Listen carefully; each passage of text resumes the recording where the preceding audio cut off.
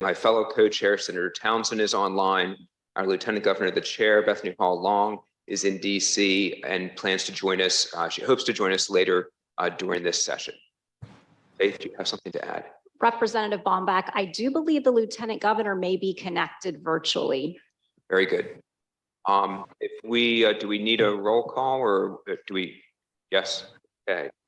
This list does not give me the names of everyone, but I'm going to try this one. Okay, so Lieutenant Governor Bethany Hall Long. I just go ahead. Yes. Okay. Representative Bomback present. Senator Brian Townsend. Present. Secretary Claire DeMatteis. Present. Director Saron Cade. Insurance Commissioner Trinidad Navarro. I'm here. Secretary Rick Geisenberger. Present. Representative Michael Ramon. Present. Senator Brian Pettyjohn. Mr. Wayne Emsley. Present. Mr. David Craig. Ms. Denise Allen. Mr. Jeff Tashner. Present. Mr. Michael Bagato. Mr. William Oberle. With a quorum present, we may proceed. The first order of business, are there any more introductions that we need to make? Faith, are we good? I believe we are good. Okay. So the first order of business is approval of the March 16th, 2023 meeting minutes. There is one very minor adjustment to correct the first name of an attendee. Do any subcommittee members have comments or adjustments to actually, can we have a motion to consider the minutes from Mr. Emsley? Is there a second? A second. Second. Any discussion, any adjustments to suggest? All right, then I'll call the question. Do we need to do a roll call or can we do a show of hands? Pardon, hands? Put your hand up if you're a subcommittee member and approve the minutes as adjusted. And we're good with the virtual members also? Okay.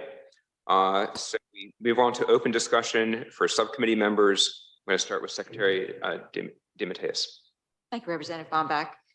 On behalf of Director Cade and I, as co-chairs of the SEB subcommittee, we wanted to update everybody on the fact that at the April 24th SEBC meeting, which is the next monthly meeting of the SEBC, the committee is prepared to enact the statutory critical needs exception to extend Medic-Fill for an additional 6 months through June 30th of 2024.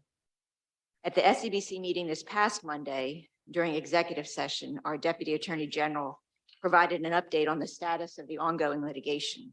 And since the litigation will not be resolved before the SEBC is required to provide notice to state pensioners and prepare for Medicare open enrollment, which the Federal Centers of Medicare and Medicaid mandates must occur in October, the SEBC on its agenda will have an item to vote to extend the expired Highmark Medic-Fill contract for another 6 months. And we have the authority to do that under Title 29, Section 6907B, which allows for bypassing the state's procurement law for critical needs that cannot be foreseen or guarded against. So over the next 2 weeks, we will negotiate the cost of the extension and other details with Highmark. And then the full SEBC will vote at its meeting, which is our next monthly meeting on April 24th. The reason we wanted to bring this to the attention of the subcommittee today is that the additional 6 months also will provide time to implement the recommendations of this subcommittee, including RFPs if they're required. Thank you. Thank you, Madam Secretary. Any further discussions from subcommittee members?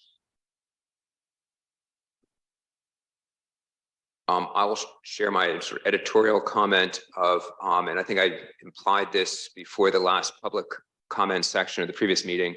And I frankly, what the Secretary just shared just reinforces this subcommittee's work is focused on future decisions. We know now that it's expected that Medic-Fill will be in place through next June 30th.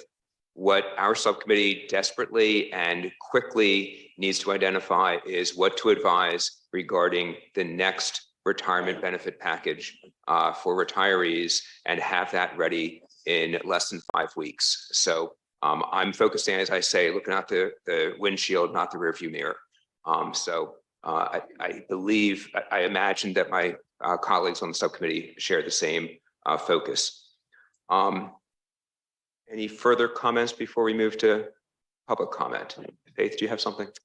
Yes, Representative Bomback, I just wanted to note for the record that we do have Denise Allen in present virtually, and the Lieutenant Governor has momentarily left the meeting, so she will be joining later.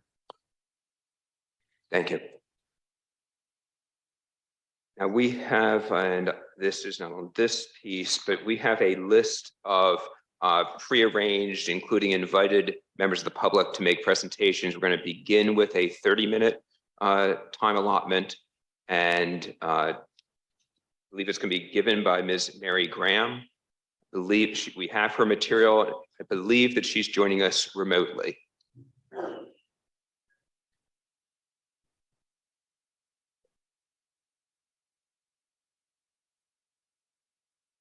And we're going to work on getting the presentation up on the screen for both us physically here and those virtual. We thank everyone for your patience.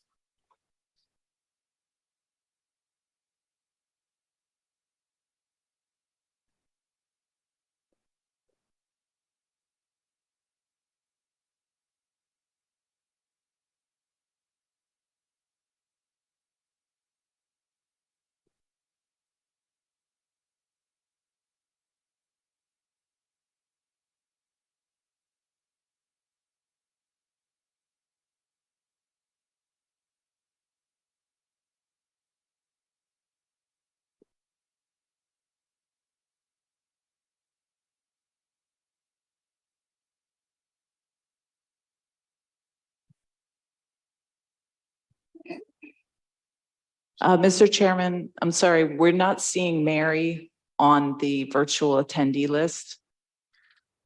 Mary, if you're online and you have a different name in the chat, can you indicate what your name is?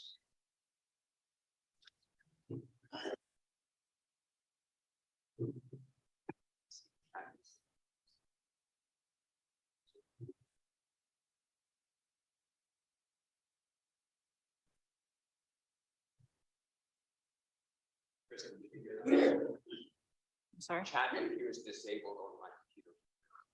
chat is disabled.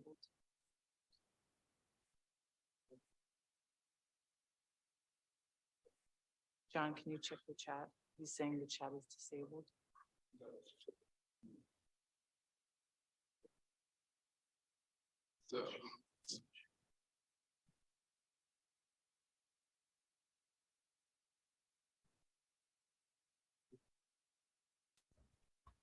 This is Carol Mick. I do have Mary Graham on the phone. She is in the webinar. It looks like if Kristen could try to enable her microphone. Caroline,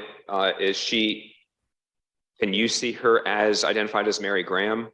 Correct. As an attendee, she just needs her microphone enabled. So I just turned it on.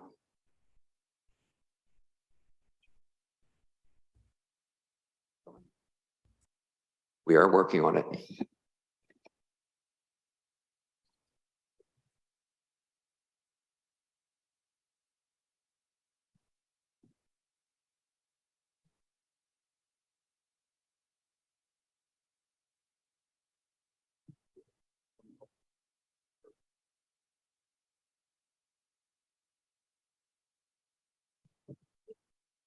Representative, I'm really sorry. We are still not finding her on the attendee list on our end.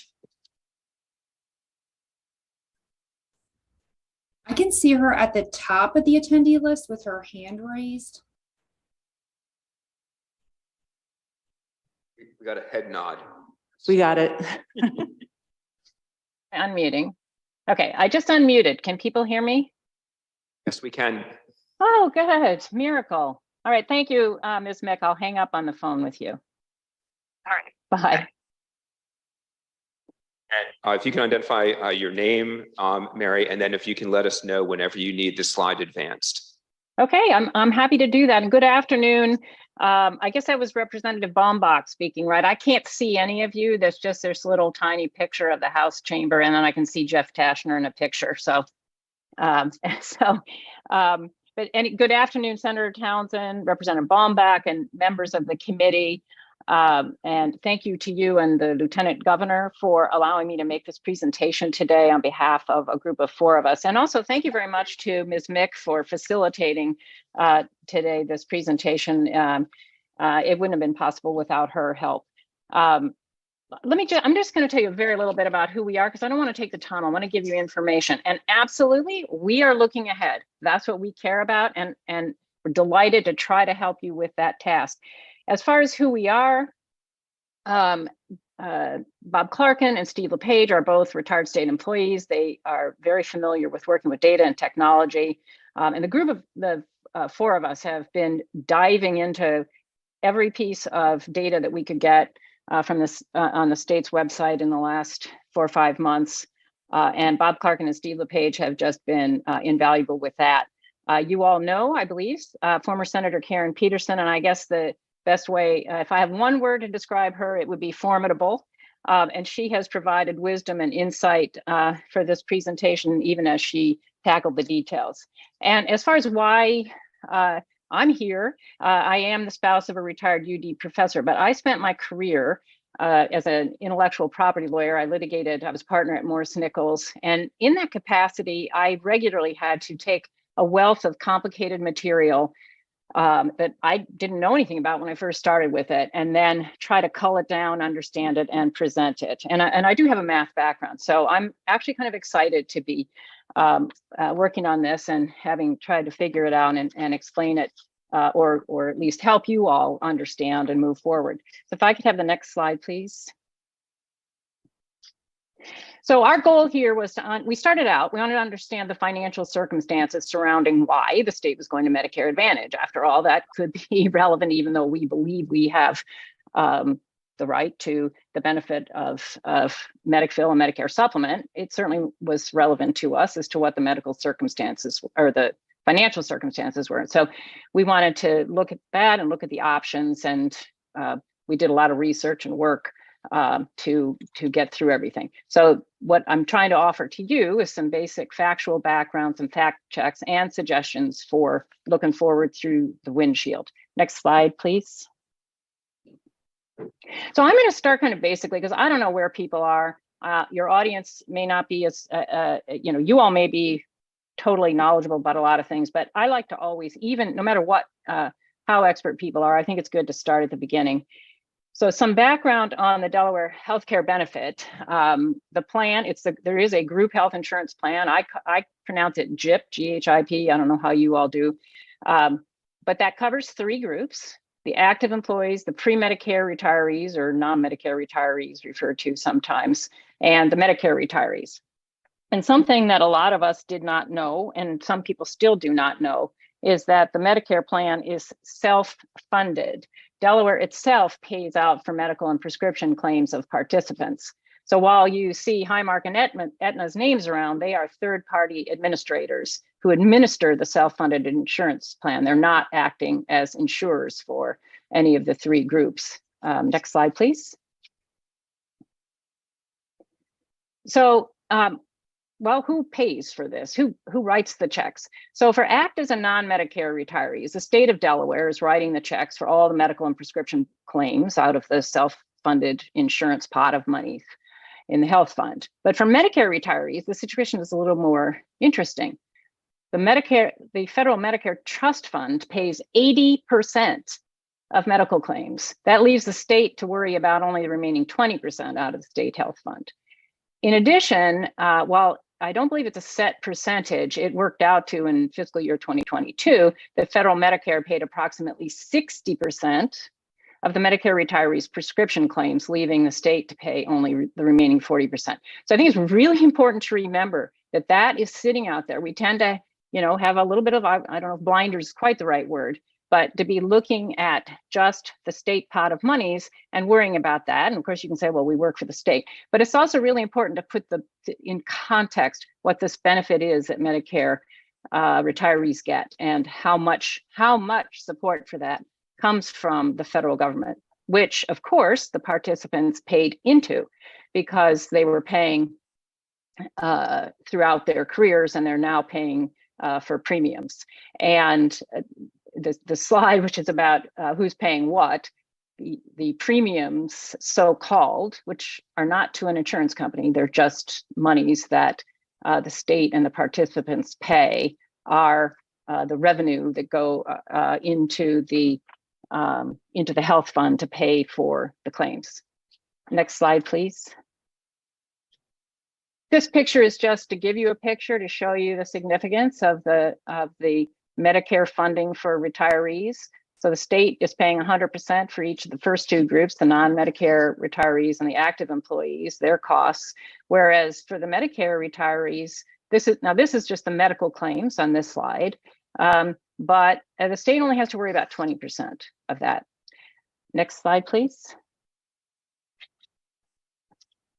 So I found it really helpful to think about the whole issues with the healthcare finances. I've broken into two areas, which sometimes get confused. So when you're feeling confused, I suggest you step back and ask yourself, okay, which one of these concerns are we talking about? One is the annual budget. What are the yearly costs of healthcare, and what's the yearly revenue, including the premiums coming in? That I think people are more used to thinking about. But there's this long-term liability that is the second concern, and that's for promised healthcare for people in retirement, and that's the so-called OPEB liability. And sometimes you might feel like, well, you can't understand it, but you can if you understand having a bank credit card. There's two concerns you have as a credit card holder: your immediate monthly payments, your yearly payments, but also your total balance due into the future. What does that look like as that way might be a cloud over your head? That's analogous to the OPEB, long-term liability. And I should say, for anybody who doesn't know this on the call, that OPEB stands for Other Post-Employment Benefits. That means other than pension.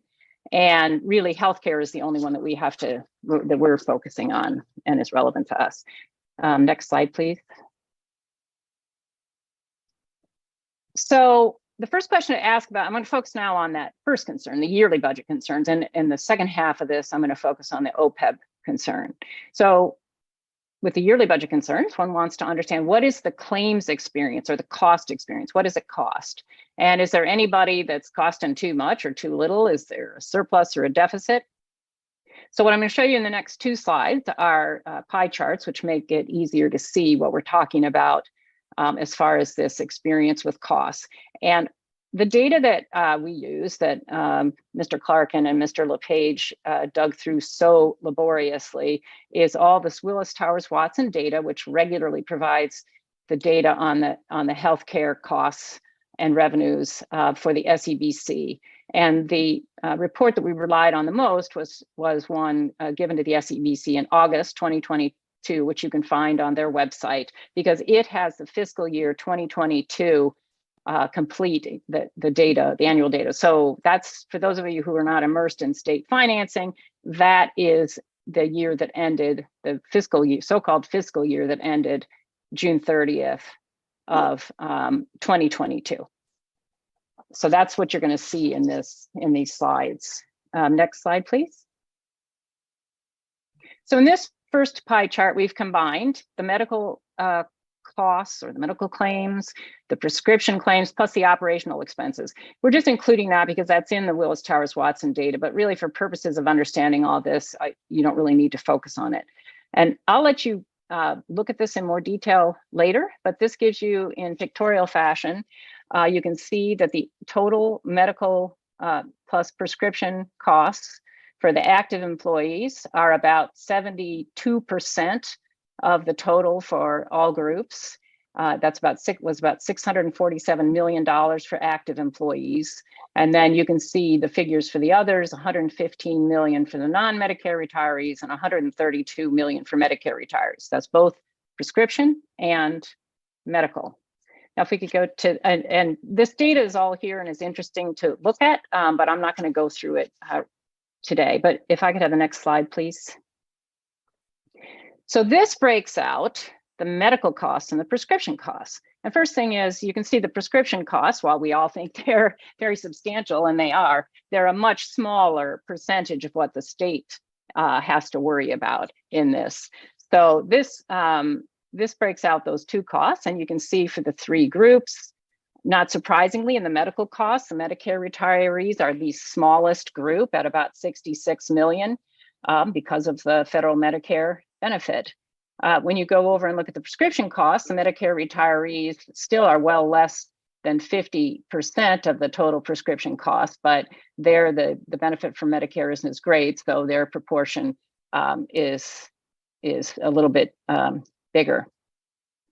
And also, I will say something about the below data on this chart. You can see the numbers of people, because after all, the dollars are relevant, of course, but also you can say, well, how many people are in there? Because if there's a million times more active employees, the fact that they have 72% of the costs is not too surprising. But you can see down below, the employees are about 39,000. The non-Medicare retirees are about 6,600, and the Medicare retirees are about 28,000. Next slide, please. So this slide is meant to go to the point that I just mentioned. What are really the costs per employee or per retiree?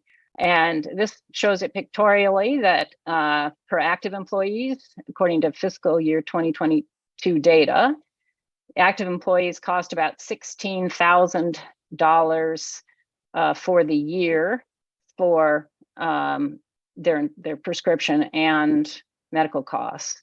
The non-Medicare retirees cost about $17,000 per person, $17,484 per person. And you go down to the Medicare retirees, and they're only $4,626 per person. It's a very important picture to remember. This, again, is reflective of the fact that Medicare itself pays for so much of the Medicare retirees' costs. Next slide, please.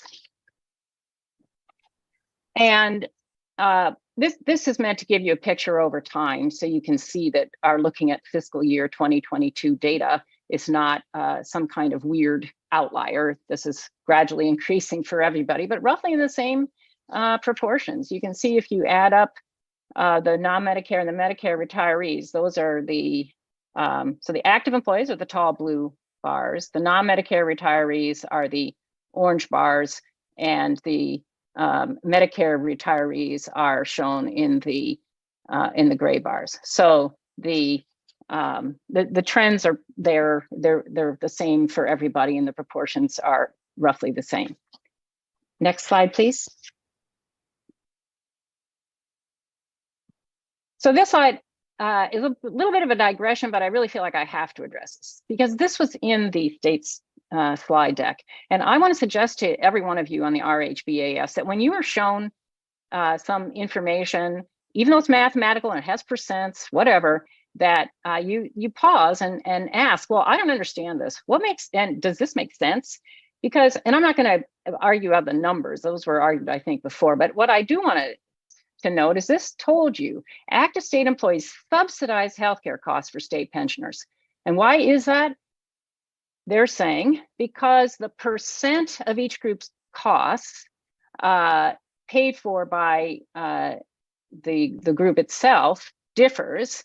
And they say that the Medicare retirees only pay 0.4%. Now that number is wrong, but certainly it's less than the others. But then you say, okay, well, if two people come into a car repair shop and they leave with different bills, even for the same thing, is one subsidizing the other? I mean, that makes no sense. So next slide, please. So let's look at this more carefully. So what is a subsidy? It's financial assistance given by one person or government to another. Do active employees give financial assistance to state Medicare retirees? Absolutely not. they don't even come close to paying their own costs. So they can't possibly subsidize others through financial assistance. And just as a reminder, which I have said before, for all three groups, the state is providing money. It's a promised benefit. It's not freeloading. So I personally wouldn't use the word subsidizing. But then for Medicare retirees, again, you see so much of the money that pays for Medicare retirees is not from active employees, it's from the Medicare Trust Fund. And again, this is a benefit.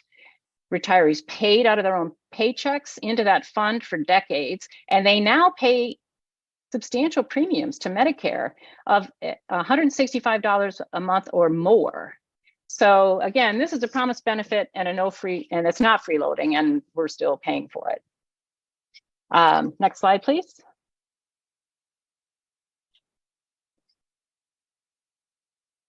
This slide took a lot of work, and this was meant to break out and show you, to try to figure out the premiums and the costs. And this is something you can look at more in your leisure. But the red bars on the left for each group show the total cost of medical and prescription that were paid for out of the state pot of monies. Then the bars with the blue and the orange show the premiums, the orange paid by the employee and the blue paid for by the state. So the first thing you notice is in the first group, for the active employees, the costs are not fully paid for by premiums, and certainly not by the employee premiums in the orange. There's a deficit of $48.5 million. Then you look down for the non-Medicare retirees, and same thing, there's a deficit again. Now you look at the Medicare retirees, that's the one group that has a surplus of $25.7 million when you combine the two premiums versus their costs. And some of this actually does come into play with setting of premiums, et cetera, which you all are not really involved in, but it is an important thing to understand. If I could have the next slide, please. This is just another way of showing what I've already said, as far as which groups have a deficit and which have a surplus. And only the Medicare retirees have a surplus. The active employees and the non-Medicare retirees have a deficit, and that results in a total deficit. So when people worry about the health fund having a deficit for this year or soon, consider where that's coming from. It's not coming from the Medicare retirees. If I could have the next slide, and this is the last one on my first part, dealing with the annual concerns. And this is just meant to show you can say, well, okay, well, so there was a surplus in fiscal year 2022 for Medicare retirees, but is that happening over time? And you'll see from this chart, which goes back to 2016, that there's been a surplus for Medicare retirees for the last 7 years. I think that if you look back at 2015, that might have been a year without a surplus, but that prior to that, there was a surplus. I think the actives have gone up a little bit more or less, and I'm not sure about the non-Medicare retirees. But the Medicare retirees, it's surplus year after year. So that is that's my condensed version of addressing the annual costs. And now I'd like to move on to the long-term liability, the OPEB issues. So if I could have the next slide, please. So I call this demystifying OPEB. As I said, it's totally something that everybody in this room is capable of understanding. A reminder, it's other post-employment benefits, which in our case we worry about is healthcare. So why this even comes up on anybody's radar screen is because about 15 years ago, there was a major change to the accounting rules to state governments, requiring them, I think businesses too, requiring them to record what this liability is for OPEB. Well, what is the liability? Well, it's what's owed into the future to pay for retiree healthcare. So what does that mean? And how do you get there? Because sometimes people think, oh, well, that just means the healthcare of people who are now retirees. But that's not how you figure it out. You have to look at each group and you run actuarial projections and figure how long they're going to be how old they are, how long they're going to be in which group, what their health is likely to be like. These are actuarial assumptions. So you look at the current Medicare retirees and ask what their picture is going to look like until they die. And for current non-Medicare retirees, you look at them until their deaths. Of course, they hopefully will go through the Medicare category before their deaths. And those are two different pictures, as we've already seen, which would impact the actuarial projections. And then the last is the active employees. And they look at them from their retirement until their deaths, and they may or may not go through that non-Medicare retiree groups. So every single group, everybody in this room, pretty much, that is sitting around you and is on the Zoom is contributing to the OPEB liability. And again, I already said this is like it's like a credit card debt. So you can be paying it down, but what if you're only paying minimum payments, for example? Your debt may go up. So that is the background on OPEB. If I could have the next slide. This is still background in the sense of, well, what impacts the calculation of OPEB liability?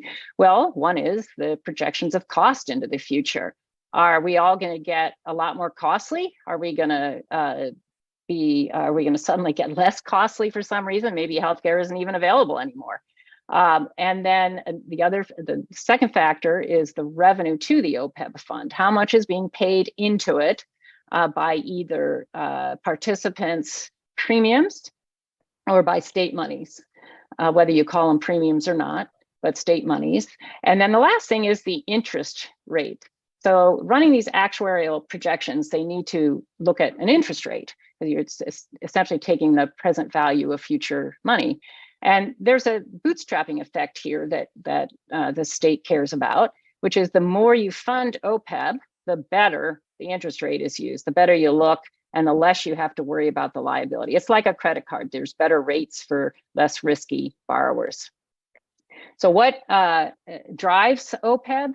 As one consultant said, and I want to point out, the RBSC has spent 2 years going through looking, they were tasked with looking at all of this information, thinking about what to do with retirement healthcare and how it would impact OPEB. So there is a wealth of information. If you haven't found it on the RBSC archived website, I suggest you go there. And there's a great introduction to OPEB, actually, I think 2 documents from the beginning when it started working. And one was from consultant PFM, and I think Chiron has another one.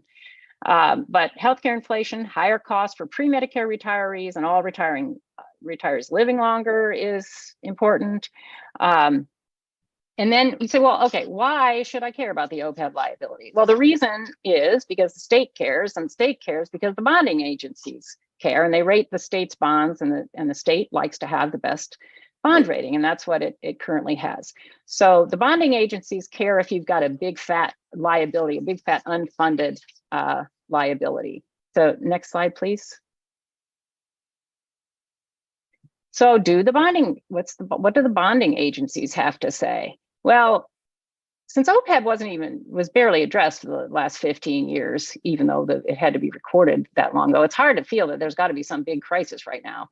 And indeed, the bond rating agencies, they certainly didn't suggest a crisis. They painted a pretty overall positive picture, as you can see there.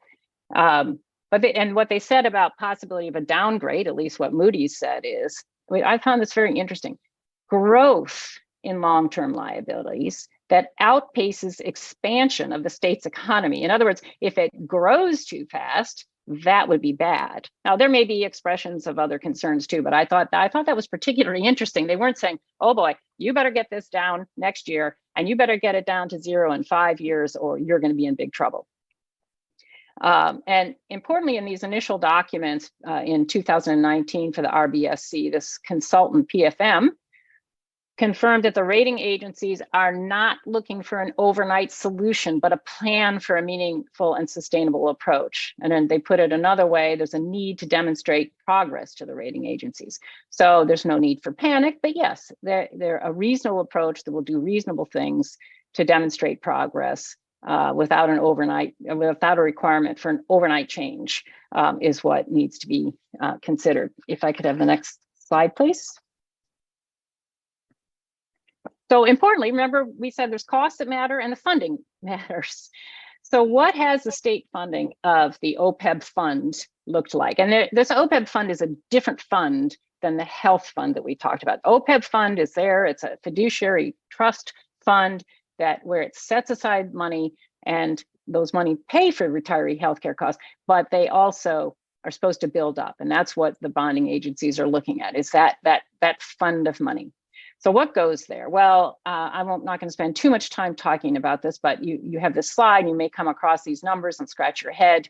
But the budget bill sets aside 8.55% of payroll to pay for the operating costs, and that's not coming out of people's pockets. It's just a number calculated. It's not coming out of an individual's paycheck, as I understand it. For the equity portion, so that will get used to pay the whatever it was, the 800 some million dollars of costs that we were looking at in earlier slides when you total it up. Now the equity part. Mary, yes. Representative Bomback, I just want to give you a 5-minute warning, okay? Okay, I only have 22 that I've used 22 minutes, so I'll go ahead here. So could I have the next slide? So you can see the funding here. I can explain that more some other time if anybody's interested. The next slide, please. So the state built up in the last 2 years this funding that you'll see in these bar graphs over on the right. Next slide, please. So I already told you that the RBSC worked to address the issue of the unfunded OPEB liability. So let's go to the next slide. Wait a minute, we're off here. Or I'm off.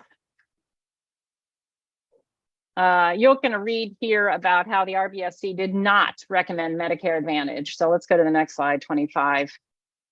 Importantly, what the RBSC, and this is important. So what did the RBSC recommend? They recommended studying continued review of Medicare Advantage and HRAs. But they also recommended continuing review of 4 options for changes to eligibility: spousal share, years of service, minimum retirement age, are the 3 primary ones. And they recommended a substantial increase in recurring funding. And that has occurred, at least so far, with that 1% carve out that was in that slide that I passed over really quickly. Next slide, please. So this slide just describes those eligibility considerations, which I think the RHBAS should totally consider. Next slide, please. And then this slide, which was referred to as the Department of Finance, slide 6, that looked at these various options. And I don't have time to explain this to you, unfortunately, but you're going to see that each of the 3 eligibility changes, you look in the lower half of that chart, that each show a big impact on the accrued liabilities. And this was considered, this doesn't even have Medicare Advantage on it. Next slide, please. This slide does have Medicare Advantage down at the bottom. This was also this was August of 2021. By the way, for those people trying to read this, baseline, as I say here, is just, that's what happens if you don't do anything, you just move along. Next slide, please. So what these showed is that these 3 main benefit eligibility changes each show greater impact on the OPEB liability than does Medicare Advantage.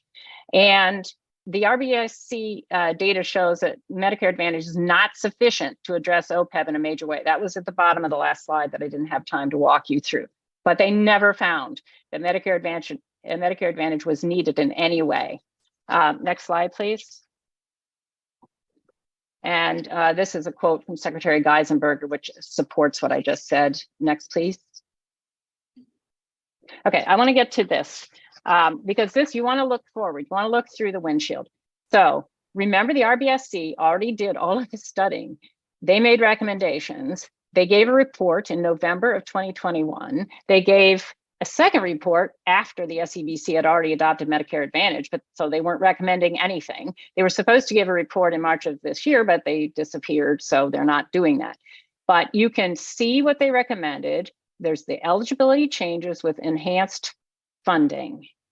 And this is available to the RHBAS. You can advise the governor and the legislature to continue with the 1% enhanced funding and get projections based on current information. And you can urge them to increase it further. There's no reason that it can't be. Follow the path of what the pension fund has been doing. That's what we should be doing. In addition, you can make gradual changes to eligibility, the spousal share, the years of service, and the minimum retirement age. You can do both those things, more enhanced funding and gradual changes to eligibility, and they will solve the problem. As Mr. Geisenberger said in a prior slide that I didn't go through, actually doing a lot of this comes close to dealing with the problem very, very quickly.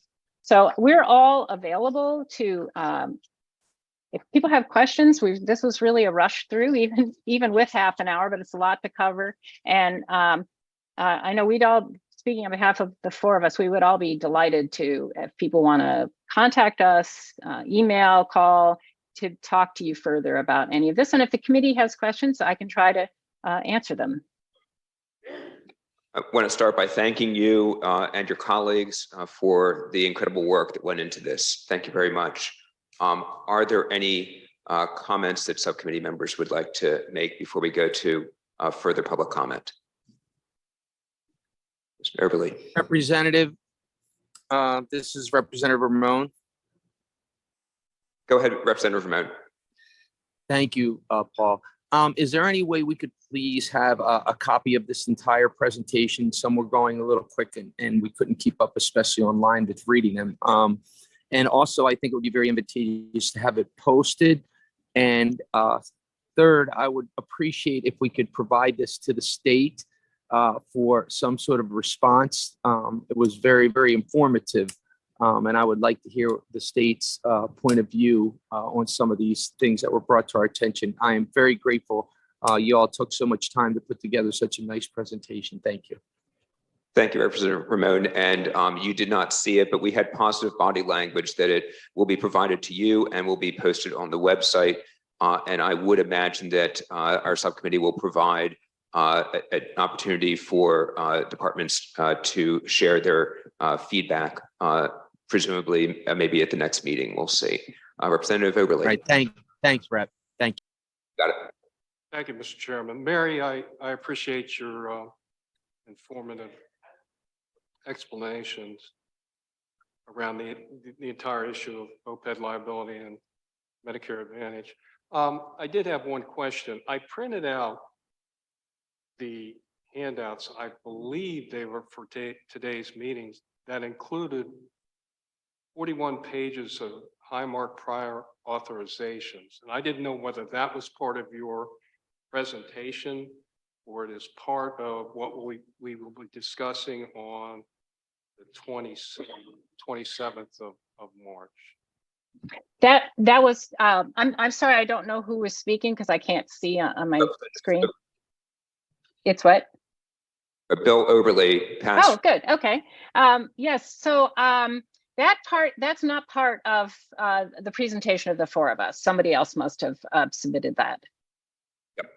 Perhaps somebody can explain to me where this came from. Faith, you know the contributor for that? I believe that will be referenced by the next public comment speaker. Great. Okay. Thank you. Thank you. Secretary Geisenberger. So, hi, Mary. How are you? It's Rick Geisenberger. Hello there. How are you? Talking to you. So I guess what I would say is that I think I probably agreed with about 2/3 of what you presented. On the last third, I'm gonna, if you look at the archive of the Retirement Benefit Study Committee, there was a preliminary report that came out in November. I think I've referenced this at previous meetings and at every public session. There was also a meeting that occurred in February 2022, followed by a subsequent meeting on March 22, at which additional reports and additional analysis was prepared, and it was prepared after the SEBC had received the Medicare Advantage bids and had gone through them. And the Retirement Benefit Study Committee, as I've said at countless public meetings, made the decision that until they had the information from those bids, they couldn't analyze or review whether financially it made any sense from a recommendation perspective to recommend that approach. We had been looking, we didn't have a bid. We didn't have any numbers to go by. We had been looking at health reimbursement arrangements. But once we had that information for the February and the March meetings, there was a subsequent report that was required under the executive order that was issued in March that in fact did recommend that we endorse and support the SEBC's movement toward Medicare Advantage in light of what the bid showed. And that we should continue to keep on the radar screen the idea of health reimbursement arrangements, which would have required probably about a 1-year bidding process, and to see how Medicare Advantage worked over the next 3 years, the first 3 years of the contract. I believe it had 2 1-year renewals. And then during that time, we could continue to consider health reimbursement arrangements. Throughout all of the meetings of the Retirement Benefits Study Committee, I think the committee understood that there are 3 approaches to this. And if you address all 3, it becomes much easier to get there. Eligibility, funding, and design. I think I'm with you on 2/3 of your presentation about the funding and enhanced funding. Continuing to look at eligibility, which has nothing to do with retirees. It has to do with how active employees become eligible for these benefits. But the last piece is design. And throughout all of the meetings of the Retirement Benefits Study Committee, it was discussed that design changes done over time, again, not a silver bullet, but done over time, we're going to be critical to try to bring down this long-term liability that threatens the long-term sustainability of these benefits for everyone. So, Mr. Geisenberger?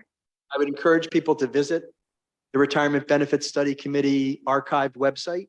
And what you saw today from Mary was reports generated as of November 2021. You did not see the numbers that were included in the meetings of February 2022 or March 2022.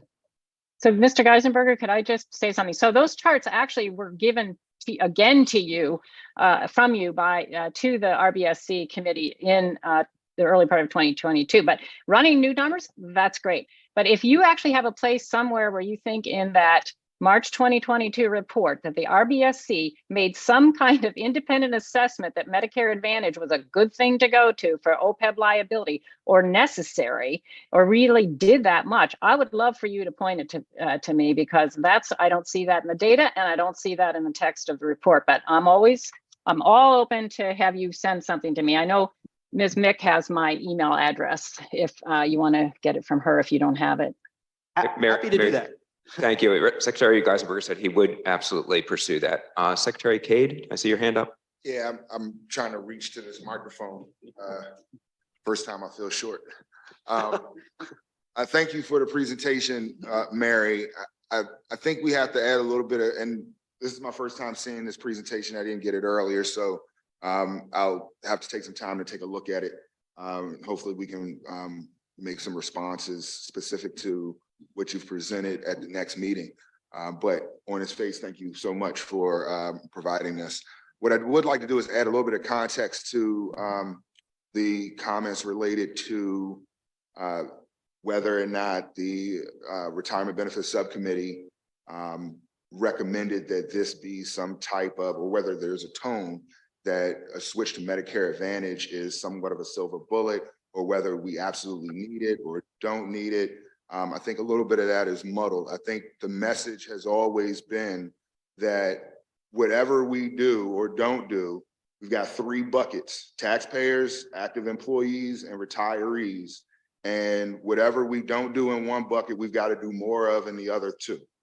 And so the argument is, yes, we don't have to do Medicare Advantage, but that does mean that we would have to do more in the space of active employees and taxpayers to address the long-term liability.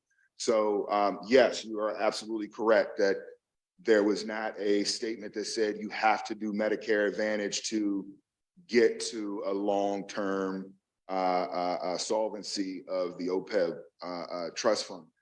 However, not making any plan changes for active employees, which if that's the direction that folks want to go, I understand that. That only means that we have to do more when it comes to taxpayers and when it comes to active employees in order to compensate for that. So the strategy for Medicare Advantage was an effort to have all three parties play some role when it comes to addressing the long-term liability.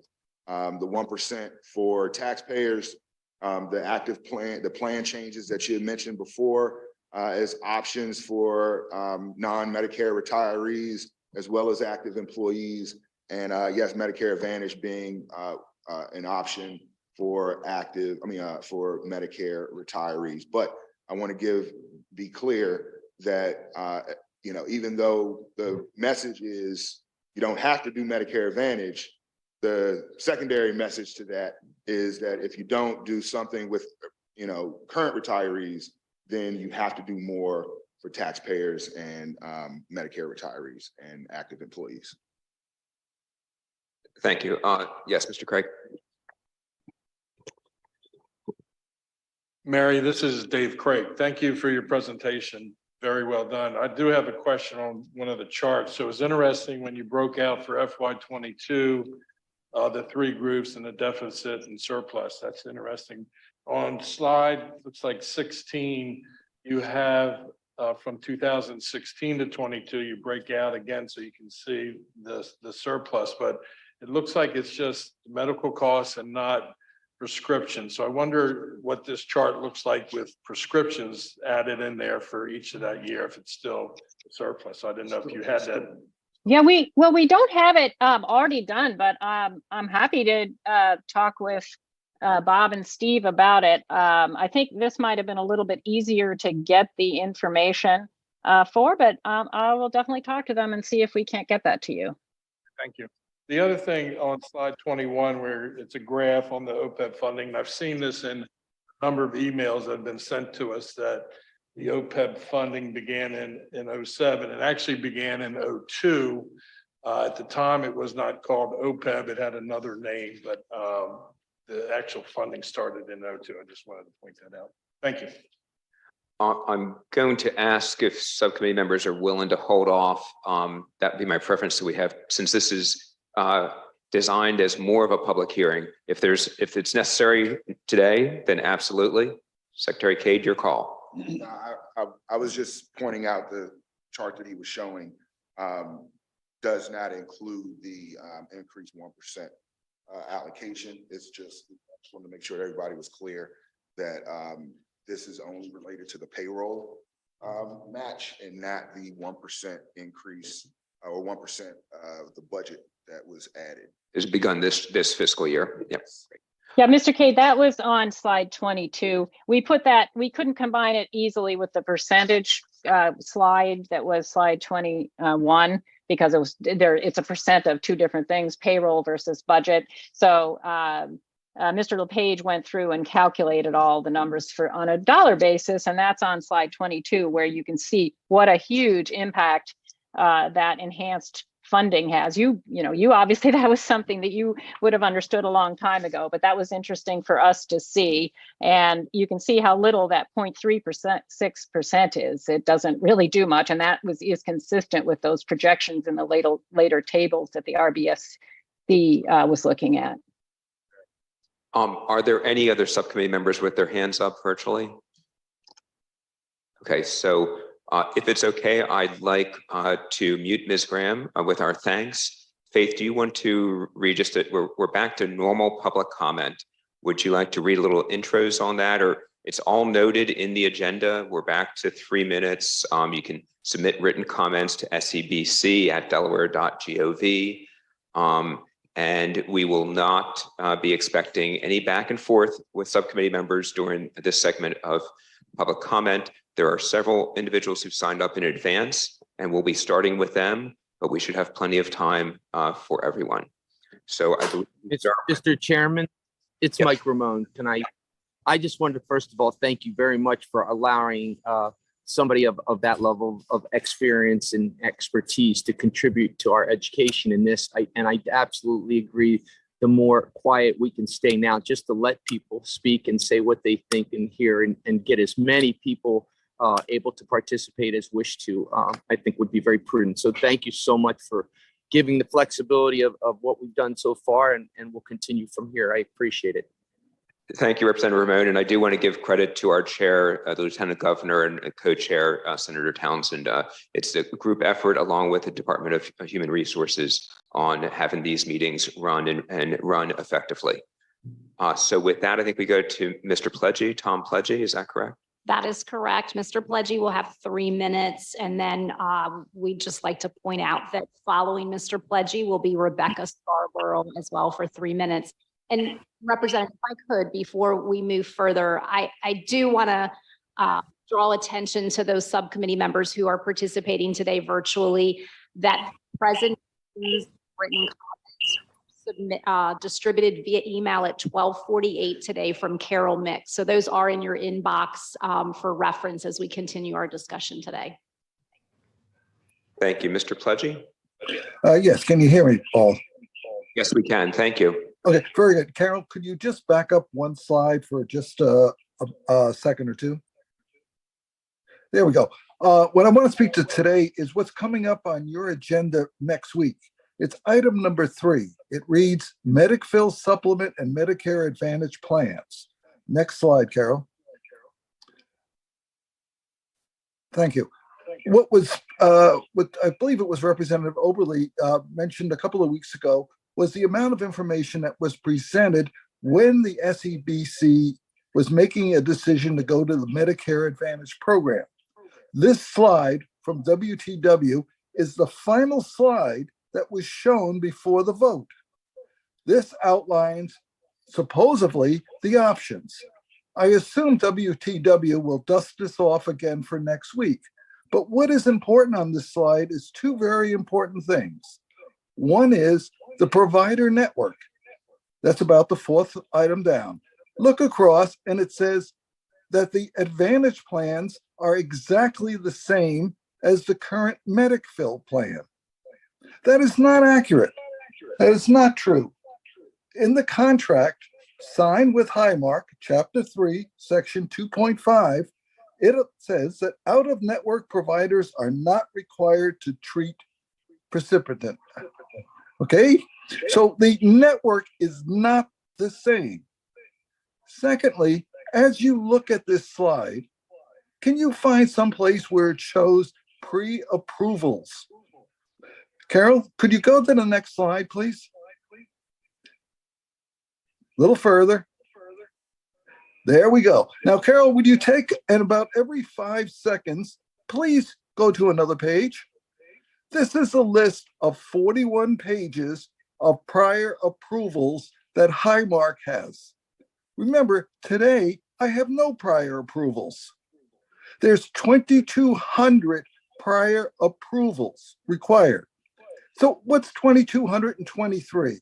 Well, basically, if each one of these prior approvals were put on a 1 mile marker out of Dover, you could go all the way from Dover to San Francisco and just see one of them each mile along the way. This is tremendous. It also allows Highmark to decline 10% of the applications under these procedures because they're allowing them a 10% leeway on approvals. No mention is the appeal process on this slide. The appeal process, when I raised the issue with Highmark, I was working it out. It came from 3 days to 3 weeks to a month.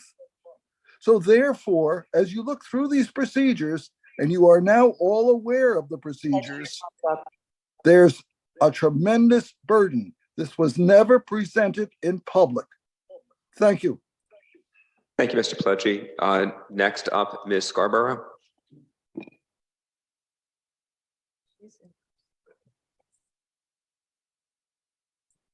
Is this working? All right, good afternoon. This is my second comment before I start my 3 minutes. You should have received a written comment from me for the first meeting. Did you all receive that? Thank you, because that was, Today also, right? I wrote a long letter the first time, and I have a longer one here, but I've condensed it to 3 minutes, I think. So you will all be getting my longer comment too. I guess I sent it to Carol, and you'll get my full comment, okay? But I did try to condense this.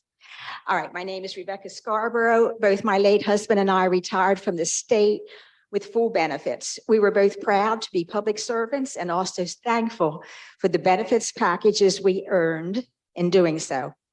I, like most of my fellow state pensioners, want to keep these benefits. And while we have become well aware of the financial challenge of healthcare's increasing cost, want to help with the potential solution, most of which have had significant study by the former Retirement Benefits Study Committee. But the fact that the SEBC seemingly prematurely chose only one plan that only impacted Medicare eligible retirees seems unfair, especially given the many pitfalls of the proposed Medicare Advantage plan. I shall not enumerate here the research and investigative reporting that MA, with its more limited provider networks, may leave patients on the hook for higher costs by using an out-of-network provider or hospital. Nor shall I mention another worrisome concern that MA patients are less likely to receive medical care at the highest rated facilities.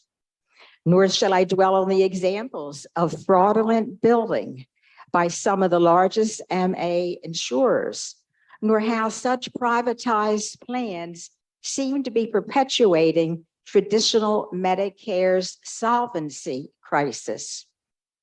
And then, of course, there is the major problem of over 2,000 prior authorizations necessary for some of the most basic services.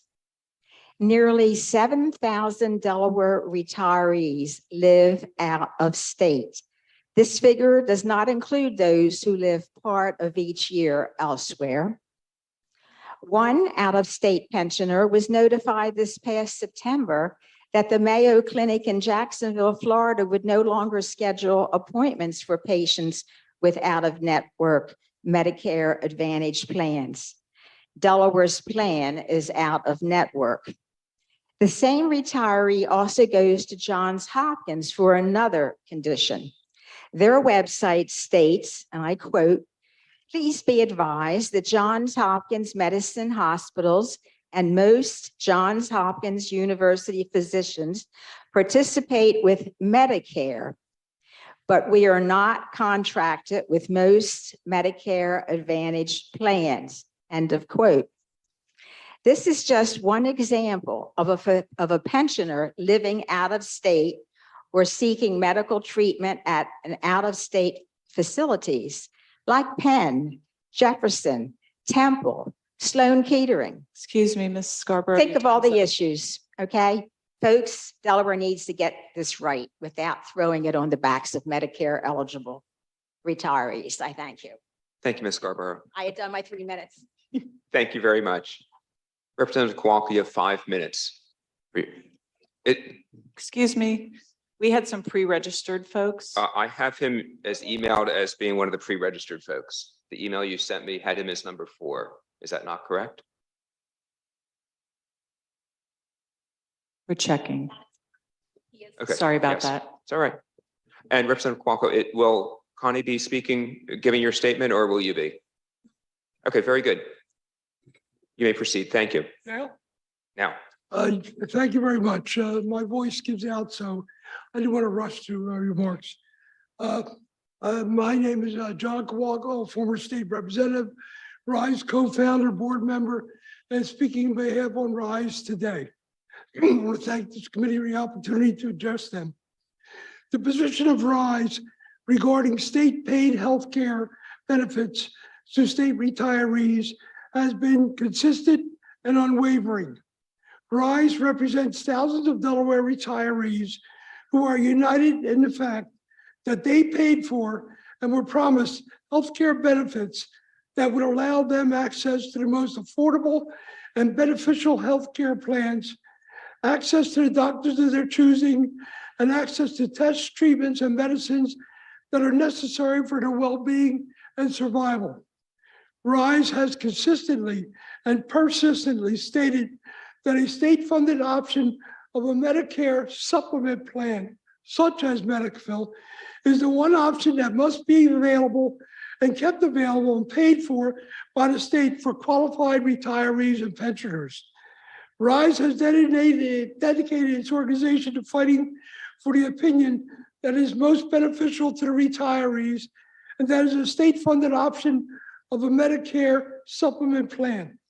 I will conclude by saying this choice has been available and must remain available to retirees. It's the responsibility of all elected lawmakers to ensure that it remains an option or choice for all current retirees and future retirees. And I just want to briefly comment on Secretary Geisenberger, his remarks earlier. Once again, Secretary Geisenberger refuses to focus on a retiree's benefit and the state obligation to those same retirees. The failure of this previous administration and the last 17 years of administrations to adequately fund the benefit costs of these programs.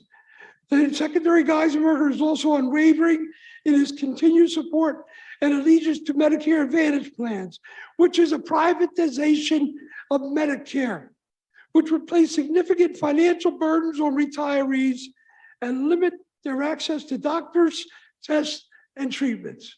Thank you. Thank you, Representative. I will now defer to you two to let me know who the next person is. We have online former Representative Ray Siegfried. Let me unmute him.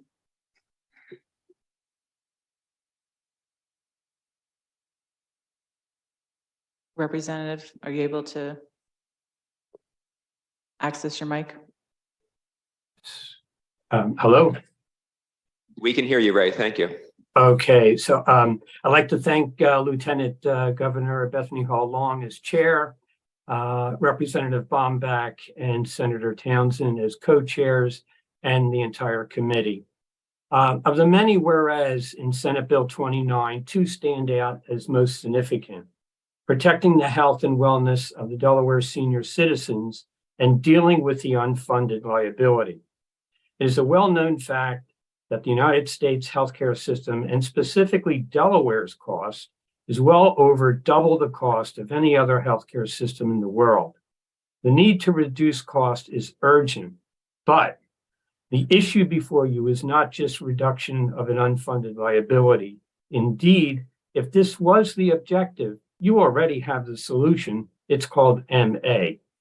But the genuine concern is about pension health, which the state shares responsibility for ensuring. Pensioners have had a long-standing Medicare plan, allowing choice without pre-authorizations. As I have said so many times before, Medicare Advantage plans have done nothing more than increase their profits, and Delaware should not use pensioners as profit pawns for their continued effort. This subcommittee can adopt a more balanced approach by recommending options. But first, as we have just heard, several questions regarding the actual cost must be answered and understood regarding what options will be viable to meet those costs, as well as the care and the delivery of care for our pensioners. I encourage you to get an independent help to answer these questions of cost. Do not settle for unanswered questions. Know why. Secondly, there are alternatives, and I think Mary Graham has done a very good job stating them regarding taxpayers, eligibility, and the design of this program. I encourage you to do what you can in terms of the best program for those who have served the state as well as those of the state. Thank you very much. Thank you.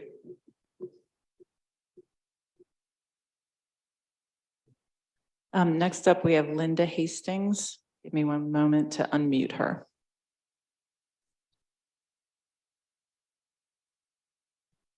Linda?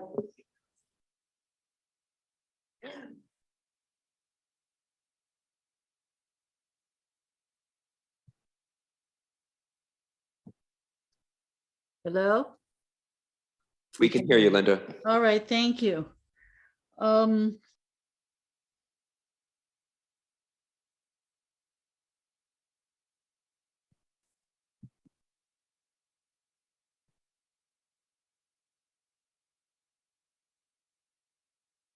We do not hear you, Linda.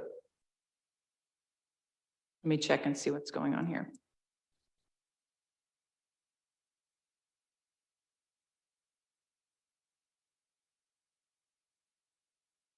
Okay, I just unmuted again. Yes, there you go. If you could start it, Linda, please. All right.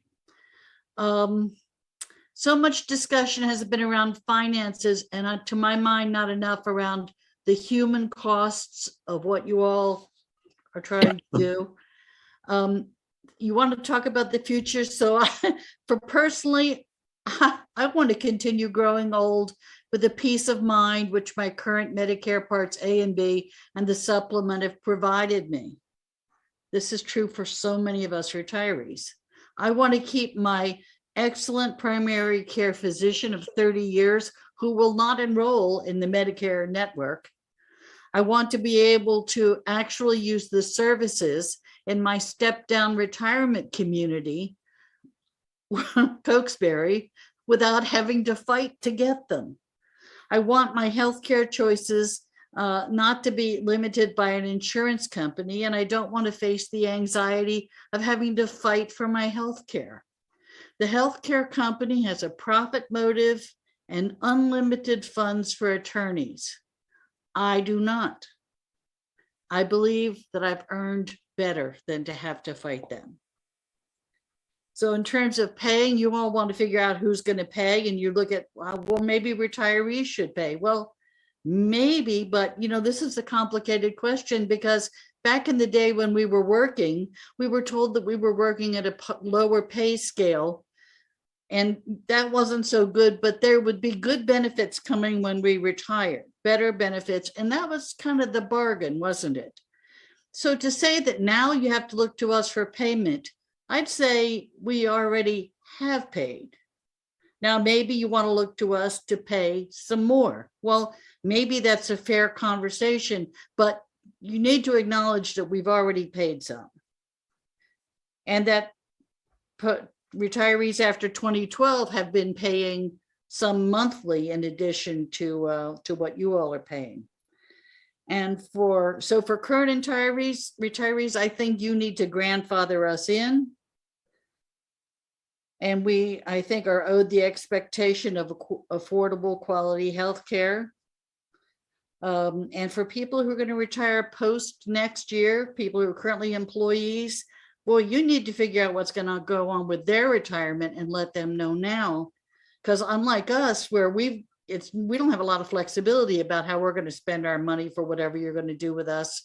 They still have the opportunity to make some plans about staying with government or not, or about making retirement savings, whatever. You need to let them know what's coming. After so many years of neglect, you all started this year to set aside funds to pay for healthcare. Thank you. Thank you for getting to this. I'm a taxpayer too, but you need to make sure that whatever you're setting aside there is enough. Thank you very much, Linda. Next up, we have Connie Merlet.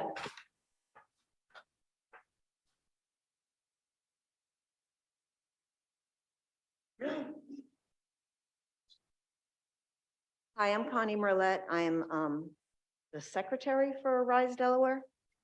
And I actually didn't come with any specific remarks, but since I heard the presentation, I did want to make a couple of comments. First, I want to thank Mary and the three other people that worked on that presentation. It's phenomenal. And I'll let you know that they have been working for months, going back into the data for months. And believe me, they haven't missed anything. Please It was an incredible amount of information. Please go back and study it. I haven't actually seen the whole presentation yet. I know some of you guys have it in your hands, but please go back and study it and come back to talk about it some more. Don't let this presentation be a one-time only, yeah, they sent it in, we heard it, and now, we're on to the next thing. Because you really need to study this presentation. You have 4 of the most educated, dedicated, hardworking people that have worked on this presentation.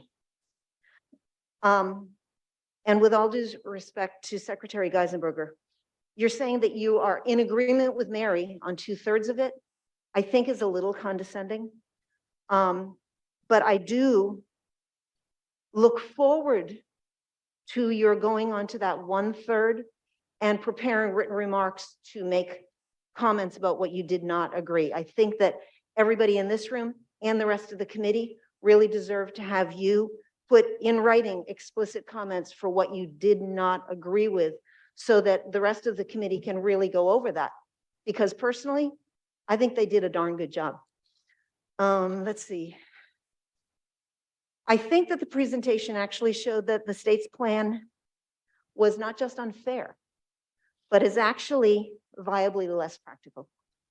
And the only other thing that I wanted to say, because it's kind of been on my mind, from, I guess, a past meeting, was that 3 buckets of people that are paying for that. And it almost makes it look like those are 3 separate buckets, which they are not 3 separate buckets.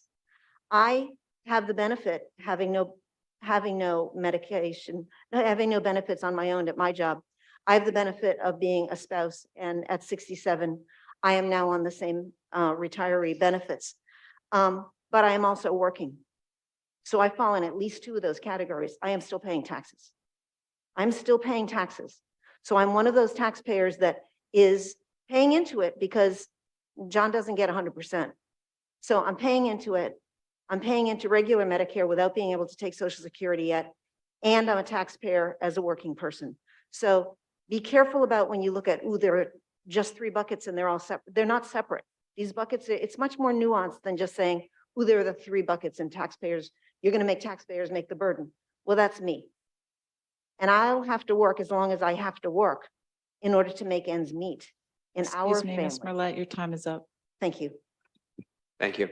I do have a suggestion that there is something that says when we're at like 2.5 minutes, because it's kind of hard to just be interrupted. Yep. If you have something that's up there that you're looking at, it makes it a lot easier to wrap up. And we may not be able to do that here, but I know at the pension office, when we have our meetings there, we have a clock up on the screen. But the people running it are back there. This is for the subcommittee members, I believe. But thank you.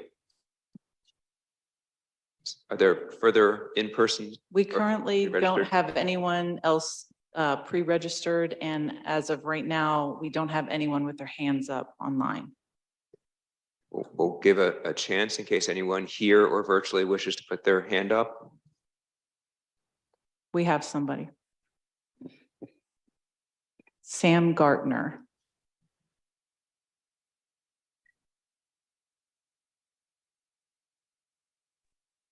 Now I can be heard. Yes, would somebody raise the hand if you hear me?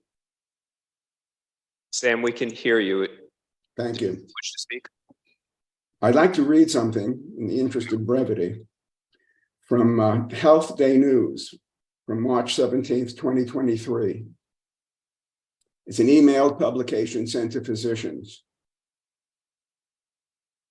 A total of 1,001 practicing physicians responded to the survey, which was conducted by the American Medical Association. Most physicians, 89%, said prior authorization had a negative impact on patient outcomes, and 33% of physicians reported prior authorization led to a serious adverse event for a patient in their care, including hospitalization, permanent impairment, or death. Most physicians reported that prior authorization delayed access to necessary care, and 80% said patients abandoned treatment due to authorization struggles with health insurers.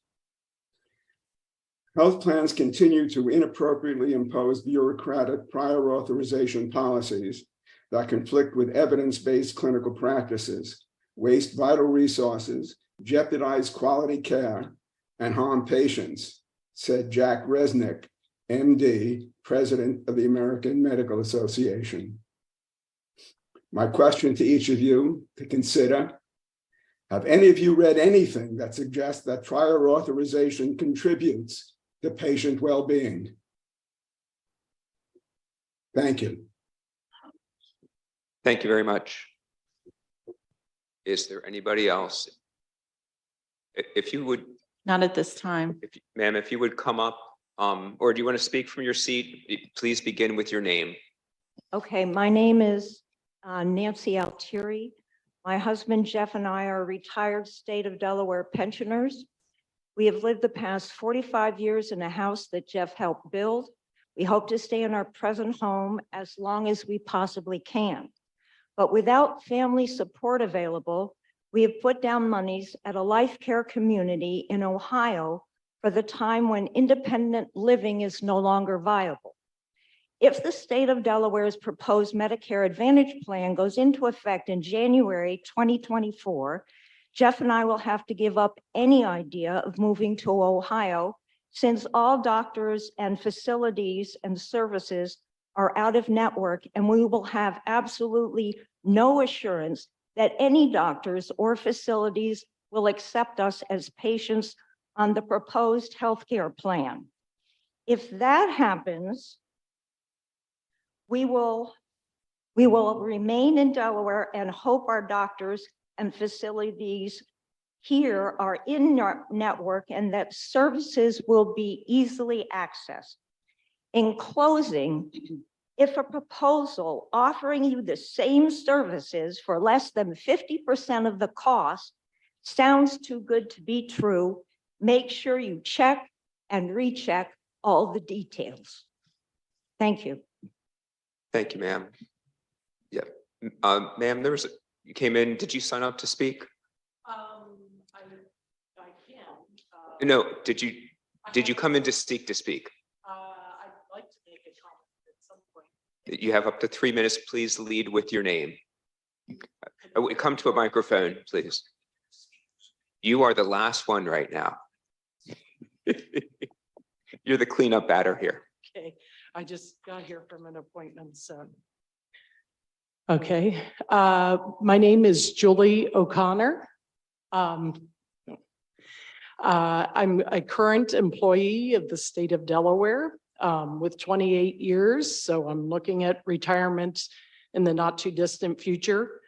I took the survey and quite honestly, it was not helpful at all. Everything was pitted as, would you prefer this or would you prefer that? Would you prefer, and it was things, there were all kinds of things like tuition reimbursement and a health account and I don't know, gym membership and things like that. And just as a public employee, I would like a pension and I would like my health insurance taken care of. And I'm not as well versed as many of these people, but you know, one of my questions is if I retire in the next year or two, what happens in those years between when I retire and I would be eligible for Medicare? Do I have to take this Medicare Advantage, you know, in the meantime? And I think it's very unfair that I've given service to the state of Delaware in good faith. And, you know, as I approach this time, all of a sudden, you know, we're given the option, you either have to do Medicare or Medicare Advantage. And it's, you know, like not getting the benefit that I had worked to earn. Because honestly, I probably would take the Medicare. So anyway, that's what I have to say. It's not terribly detailed, but. Thank you very much. There's no further people seeking to comment? Not online. Oh, wait, we just got one. Go ahead. Bobby Birch. Yes, can you hear me? Yes, we can. Two factors that I haven't heard mentioned so far in any of the meetings. One is being very upset and not wanting to go on Medicare Advantage. I did research on my own in purchasing my own Medicare supplement. And in doing so, found that I could find a comparative plan, same benefits to what we have.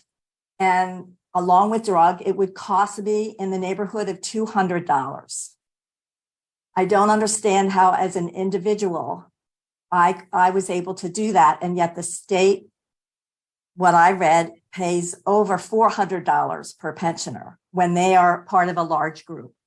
So I wonder if the state needs to go back and negotiate what they're paying for the premium for the supplemental plan. The other factor that hasn't been mentioned is if we go to a health reimbursement program, which to me would be favorable as opposed to Medicare Advantage, there's one looming problem for current retirees, and that is called underwriting. Doing my research with Medicare, I learned that you have one shot at not being subject to underwriting, which means they look at your health, current conditions and history in order to decide A, if you're insurable, and B, what you will have to pay. When you initially go on Medicare, that you are not subject to underwriting. But if you change your insurance plan, you are subject to underwriting. So in the case of private companies where they totally dropped health insurance, those prior employees were able to get insurance with the underwriting excused again. But for us, that would just be changed. We would be subject to underwriting. So that is a huge factor for current retirees. I don't know if anyone has any thing to say back to me on those two critical factors. Thank you very much for your comments. Kristen, does anyone else? No one online at this time. Do you know whether the Lieutenant Governor is online? She's trying desperately to come on in. She is. Trying to get there. To use time, I want to point out again that anyone can submit information to the email address sebc@delaware.gov. You can include attachments, and they will be collected, added to the public record, and also distributed to subcommittee members regularly. And also the agenda shows the link where you can look up the SEBC and its subcommittees with all the materials from current past meetings and agendas for upcoming meetings. And our next meeting is next Monday. Is it 10 to 12 or some other time? I don't know. Do not count on me. It's online. Kristen is 10 to 12. It is 10 to 12 next Monday at the pension office or the benefit office. Okay. Kristen, did you? We do have a hand up. Did you want to? Sure, we have time. Go ahead. Chad.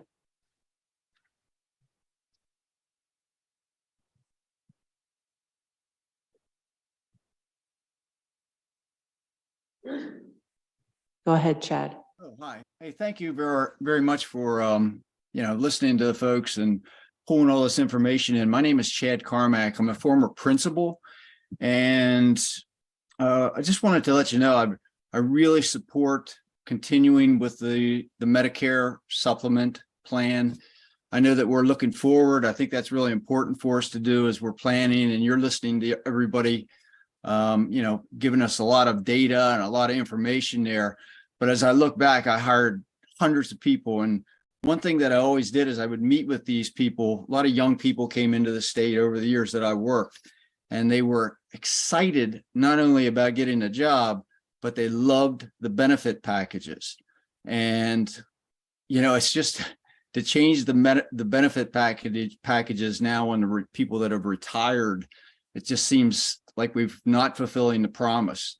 And then the other thing is that I'm out there talking to a lot of young people that are just getting jobs, or there's a lot of competition in the states trying to get educators in the state and in all the states, and they're looking at the benefit packages very closely. So we need to, when we do look at the future, we need to be aware that people are going to be looking at those benefit packages even for the new hires.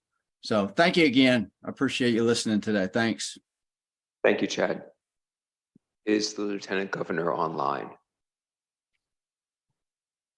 Yes, she is. If we could please go to the chair of the subcommittee, Lieutenant Governor Bethany Hall Long.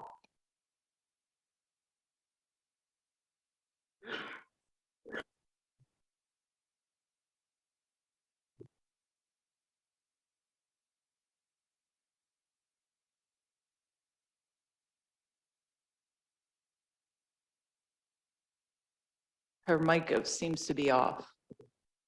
Do you know a key sequence if someone's calling in, how to unmute? *6 should unmute the audio by phone.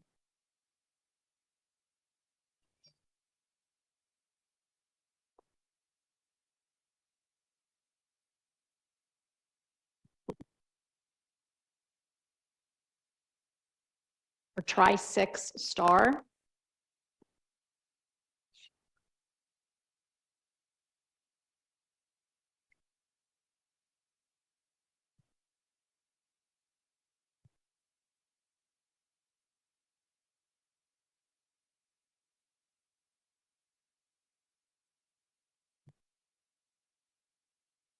I think Lieutenant Governor is still having technology issues of signing in from her phone.